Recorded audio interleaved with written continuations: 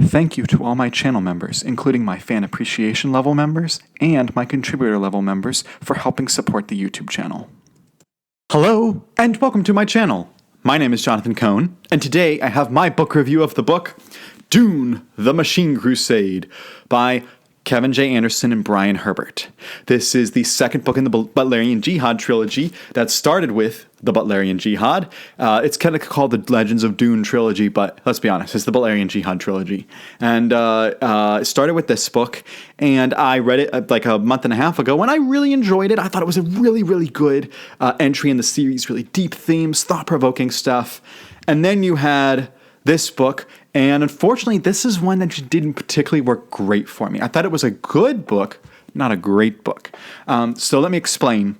Brian and Kevin, they are masters at moving so many different plot threads around and having characters that are somewhat connected to this thread, but not connected to here, and then it kind of connects here and there, and they're masters of that craft. But this is one time where I think they went too far with it because there are just too many plot lines for this series. They tried to expand too much. As they would say in Lord of the Rings, they delved too greedily. I really enjoy their Dune stuff. I like that they're expanding and all this stuff.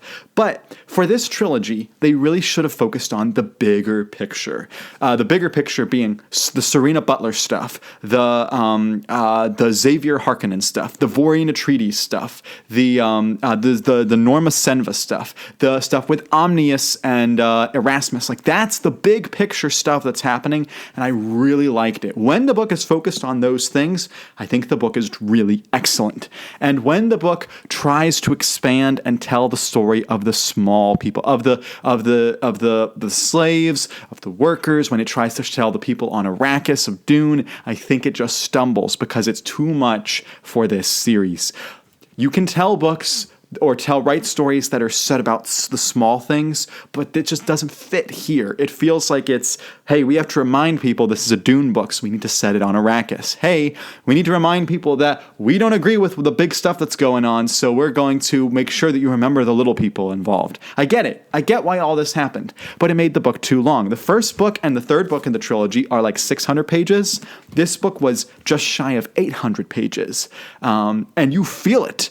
And I think 200 pages, that probably at least, maybe 250, but about 200 pages could have been cut out from this. And I think it would have been much better as a result, because it did kind of drag a little bit in parts. And I won't say it dragged in the middle, it dragged at the beginning or the end. It dragged throughout when it was at those subplots. When it was at the main plot line, it was cooking, it was good, it was solid. But when it was dealing with that other stuff, it just wasn't as good.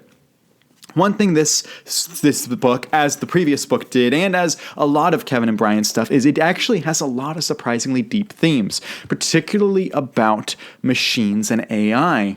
The whole concept of this series is trying to show why AI is bad. They are demonstrating the evils that AI will do, and they particularly do that in book 1.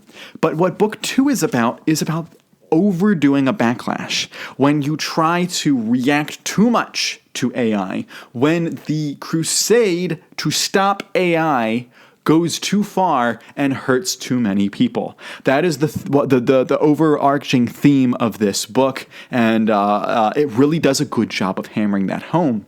Because sometimes the Butlerian Jihad itself, which, if I'm going to take a really quick note and just say, the first book was titled The Butlerian Jihad. It doesn't start till the end of the book. This book could have been titled The Butlerian Jihad, and it feels like they were like, well, we already called the first book that, so we'll call this one The Machine Crusade. With the whole crusade, you're seeing when these overzealous people are going and fighting almost with religious fervor, the anti-machine, being anti-machine becomes its own religion in this book, basically, because they are willing to die for the leader who is crusading against these machines. These people are treating what he's saying, Ibn Ganjo, or how you pronounce it, Iblis Ganjo, they're treating what he's saying as this kind of sacrosanct material. They're treating Mannion Butler as this Christ-like figure who's died for them. Now, Unlike the actual Jesus who rose again, Mannion Butler stays dead, as does his grandfather. But they're treating Mannion like this religious figure. They're treating Serena like the matriarch of this movement, like kind of like the Catholics treat Holy Mary, but even further than the Catholics take it. And you see what happens when the overcorrection is too much and they're trying to stop. And you also see this in another trilogy, the Schools trilogy, which is handled beautifully there. And it's handled well here too. And I do like that theme.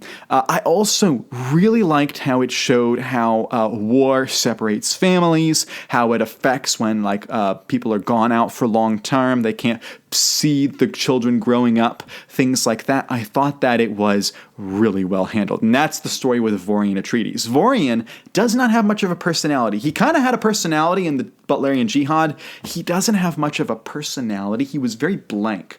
But the plot line around him was very interesting. This is a common theme with Kevin J. Anderson's writing, is he is not necessarily the best character writer. Sometimes he nails it, but usually he's not a character writer. He's a plot writer, and this was an example of that, because I thought the plot for Vorian was really good. Just I didn't think the character was that great in here.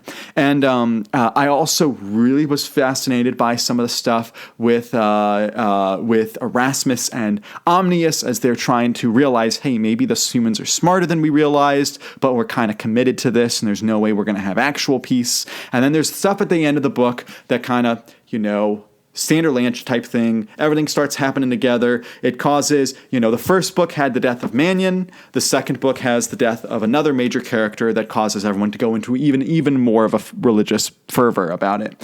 And once I saw that coming, I was like, oh, that's interesting that you're going there. I hope that's not what happens in book 3, because you've now done it in books 1 and 2.